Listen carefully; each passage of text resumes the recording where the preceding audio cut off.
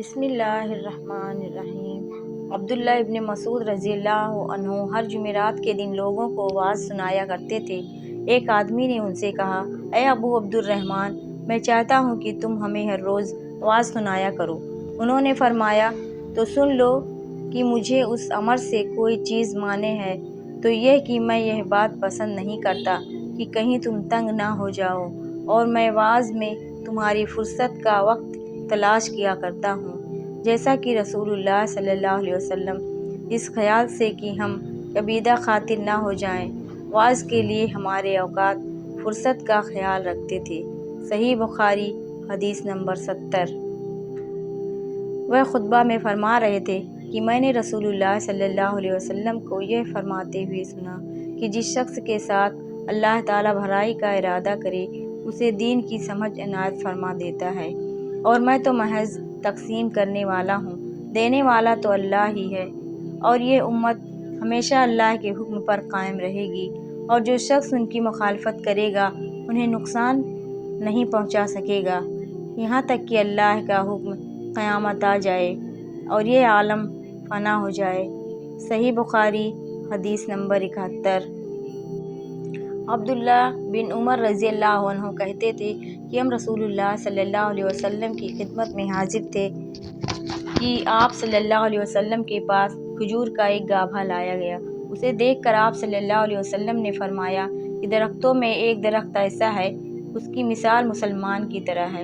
ابن عمر رضی اللہ عنہ کہتے ہیں کہ یہ سن کر میں نے ارادہ کیا کہ عرض کروں کہ وہ درخت کھجور کا ہے، مگر چونکہ میں سب میں چھوٹا تھا اس لیے خاموش رہا۔ پھر رسول اللہ صلی اللہ علیہ وسلم نے خود ہی فرمایا کہ وہ کھجور ہے۔ صحیح بخاری حدیث نمبر 72۔ رسول اللہ صلی اللہ علیہ وسلم کا ارشاد ہے کہ حسد صرف دو باتوں میں جائز ہے، ایک تو اس شخص کے بارے میں جسے اللہ نے دولت دی ہو اور وہ اس دولت کو راہ حق میں خرچ کرنے پر بھی قدرت رکھتا ہو، اور ایک اس شخص کے بارے میں جسے اللہ نے حکمت کی دولت سے نوازا ہو اور وہ اس کے ذریعہ سے فیصلہ کرتا ہو اور لوگوں کو اس حکمت کی تعلیم دیتا ہو۔ صحیح بخاری حدیث نمبر 73۔ رسول اللہ صلی اللہ علیہ وسلم کو یہ فرماتے ہوئے سنا ہے، ایک دن موسیٰ بنی اسرائیل کی ایک جماعت میں بیٹھے ہوئے تھے کہ اتنے میں ایک شخص آیا اور اس نے آپ صلی اللہ علیہ وسلم سے پوچھا، کیا آپ جانتے ہیں کہ دنیا میں کوئی آپ سے بھی بڑھ کر عالم موجود ہے؟ موسیٰ علیہ السلام نے فرمایا، نہیں۔ اس پر اللہ تعالیٰ نے موسیٰ علیہ السلام کے پاس وحی بھیجی کہ ہاں، ہمارا بندہ خضر ہے جس کا علم تم سے زیادہ ہے۔ موسیٰ علیہ السلام نے اللہ سے دریافت کیا کہ خضر علیہ السلام سے ملنے کی کیا صورت ہے؟ اللہ تعالیٰ نے ایک مچھلی کو ان سے ملاقات کی علامت قرار دیا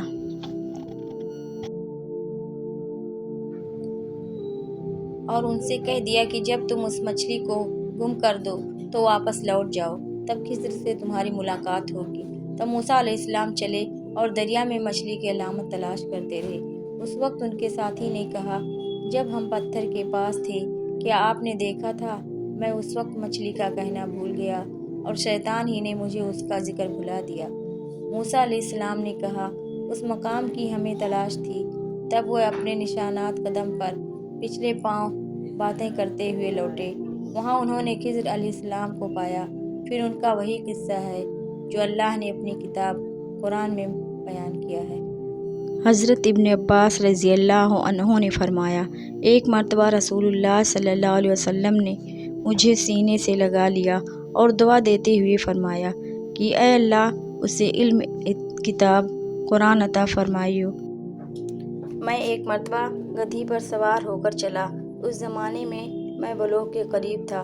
رسول اللہ صلی اللہ علیہ وسلم منی میں نماز پڑھ رہے تھے اور آپ کے سامنے دیوار کی آڑ نہ تھی، تو میں بعض صفوں کے سامنے سے گزرا اور گدھی کو چھوڑ دیا، وہ چرنے لگی، جبکہ میں صف میں شامل ہو گیا، مگر کسی نے مجھے اس بات پر ٹوکا نہیں۔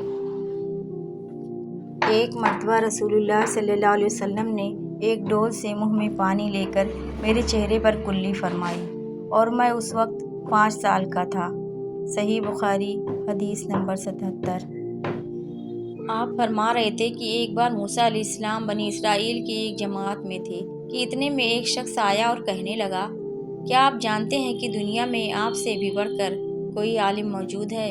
موسیٰ علیہ السلام نے فرمایا کہ نہیں۔